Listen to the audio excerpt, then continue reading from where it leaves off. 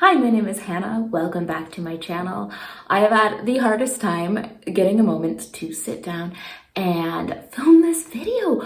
I have read a few books and I want to talk about them, but the past few days it has just been one of those where I have a minute, I'm gonna film, and then I just decide not to. So I'm really glad that I'm finally going to talk about some of these books. They were really interesting. I also wanted to give you all a knitting update. I started a new project this last week, and so let me show you what I've done so far. I am working on a dress for myself, and right now I'm like kind of panicking because I'm worried it looks a little small, but it stretches, right? It's knit, so we'll see, and it's just the very top. Right? So I've only done this much. I need to go back in and finish the sleeves. And I just am starting in on the body, and it's just gonna be this. It's gonna be so boring. I am not really big into doing all the fun patterns. I've done them on things before, but when it comes down to wearing it, if it's more plain, I actually end up preferring the finished product. So I'm going with just, like a straight stockinette stitch all the way down. We'll see how it goes. I'm hoping for a whole summertime dress. I tend to knit for other people, for my daughters, and I love when I knit for them, but when I'm trying to make things for myself, I finish them and never end up wearing them. So crossing my fingers on this one that it ends up being a success, but so far I'm pretty excited to see where it is going. But that's enough with the knitting update. Let's just jump into the books. So this first book was a recommendation from Sara at Sara MG Reads, and so I will make sure to link her channel down below. So I picked up Moon of the Crusted Snow by Margaret Rice. This is about a small native community in Canada who they wake up one day and the power's gone out, which isn't that unusual, but then all the phone lines are down and everything starts getting cut off. Then they start to realize that this is a wider spread problem across everywhere. And they are already rather isolated from the rest of the world. So can they come together as a community and make it through the winter that is fast approaching? Can they make it through without all these modern conveniences? And what about the world that is out there and who might show up? I ended up really enjoying this book. This book was that really slow burn thriller that I'm not sure will always work well for me, because sometimes if things are too slow, I get bored. And this really dragged me through because it just was that slightly unsettling. Nothing is horribly wrong, but the phones aren't working. Nothing is horribly wrong, but this. Okay, things are horribly wrong, but we're gonna make it through. And just this kind of slow build to something awful, I thought was really successful. I thought for a dystopian, post-apocalyptic kind of book, it was very interesting and different than a lot that I have read in that genre. I don't typically go for a post-apocalyptic type book, but I thought that this one was done so well. The kind of reveal of what was going on towards the end, I don't think was terribly shocking. There was enough foreshadowing that was heavy-handed enough. You knew what was going to happen, but I thought that the overall feeling of unease and what do we do worked really well.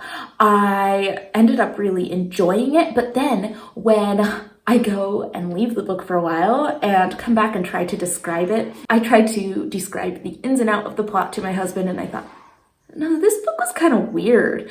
But while I was in it, that didn't come up. I was like, yeah, I need to know what happens. So overall, I really enjoyed this book. If you want that kind of post-apocalyptic book, has a lot of these native traditions in there that I thought were really woven into the story well, and this tight-knit community and what would happen in a disaster. I thought that all of that was really interesting, and just that growing sense of unease as you go throughout the book was really, really well done. So I was surprised. I really liked this book. I don't think I liked it quite enough to read the next one. I think there's another book, but I think it's fine as is. I was happy to leave it off where I jumped off on this one. So the amazing Margaret Pinard recommended the book, The Old Ways, A Journey on Foot by Robert McFarlane. And I will make sure to link her channel down below. Definitely check her out. I wanted to pick up this book having read a book of poems by this author.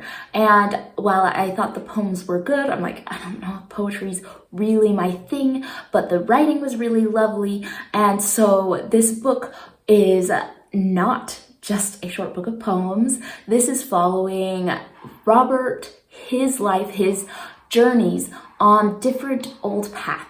We learn a little bit about the history of some of the old paths that in Britain that he has traveled on and how they came to be. I really enjoyed some of his discussion of things like sea paths, and it was very interesting, and also, you know, what that means. I thought that the writing was really beautiful. But do you ever pick up a book that you know is a 5-star read? You know that it is an excellent book, but you are bored out of your mind? Because that's what this was for me. I struggled to get through this one, mostly just because I found it to be a little dull. I could really see a target audience for this. I could see so much good in the writing and how beautiful it was, and the descriptions of nature, and I thought that all of that was really great. It really was something that I thought maybe my parents would like. They're very much into hiking and nature and those natural paths. I can really see this as being a good book. So it's not to say this isn't a good book. It is excellent.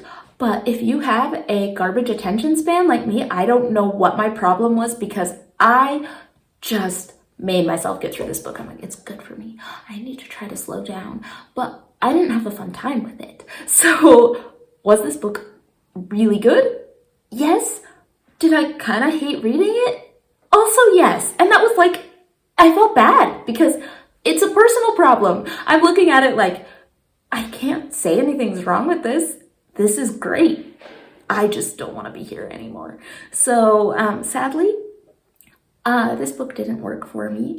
But if you like really poetic writing and talking of traveling along old paths and walking in nature and some of the history behind old paths and the meaning of life, I think you might like this book. Now, Caitlin at Bandy's Books recommended the book, The Attic Child by Lola J. And thank you, Caitlin. This is a 5-star book. What an excellent read. This is following two children 100 years apart, both in the same house, who are trapped in the same attic. The majority of the story is dealing with the child, the 12-year-old Celestine, who is a young boy taken away from his home by Sir Richard Babington. And Celestine is there to be his companion, to make this guy feel better about his life, basically. It's him dealing with his loss of his family ties, his connection to his country and his history, and I thought that it was really well done.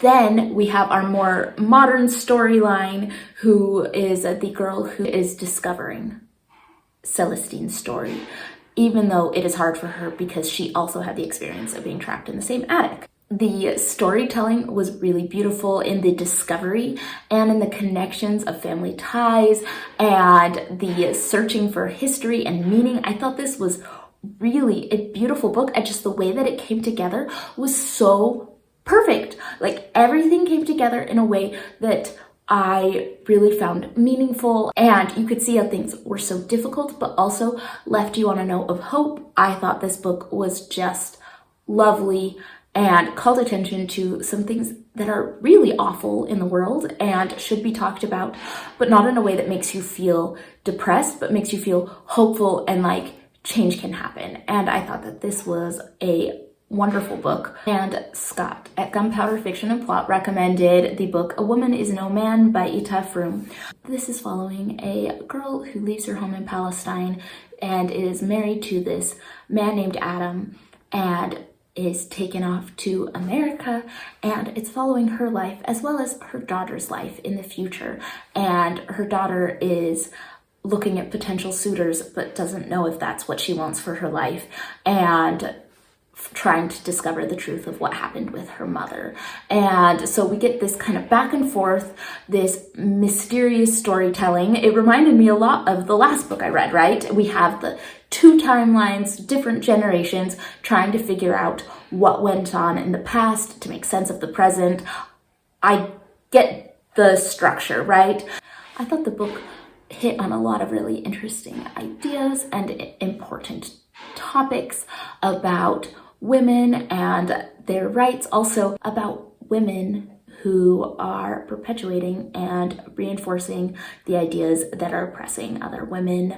I thought that that was very interesting. I thought that maybe the grandmother, we would have more connection with her, and I do feel like we missed some of that, but the mother and the daughter, we got a lot going on with that. You really could understand the feelings of, you have all these choices. You can do whatever you want with your life, but can you really, right? That feeling can feel very relatable, that feeling of you could go do anything in your life. You could go do anything, but what options do you really have with still respecting your culture and your family, and what can you do? And so I thought that those were very interesting ideas. I think that, of course, there was that generational trauma. I do think some books that have talked about that intergenerational trauma being passed down, you really feel like you empathize with the, grandmother in the story, and I don't think I ever quite got there. I still was annoyed throughout, instead of feeling like, oh, I see where she was coming from. She did the best she could. But it did work well in showing that some of these women aren't upholding these structures that are oppressive. And so I thought that overall it was a really good book, like 4 out of 5 stars for me. I really enjoyed reading it, and definitely worth picking up. It was one that I couldn't put down. And that is what I have read the past week or so. I have actually finished a couple other books, so I'll be back soon with another book wrap up. If you have any thoughts on any of these books, please leave them down in the comments below. If you like knitting updates, let me know. I will show you as I continue on knitting the dress, and we'll see what happens with it. But I will see you all on the next one.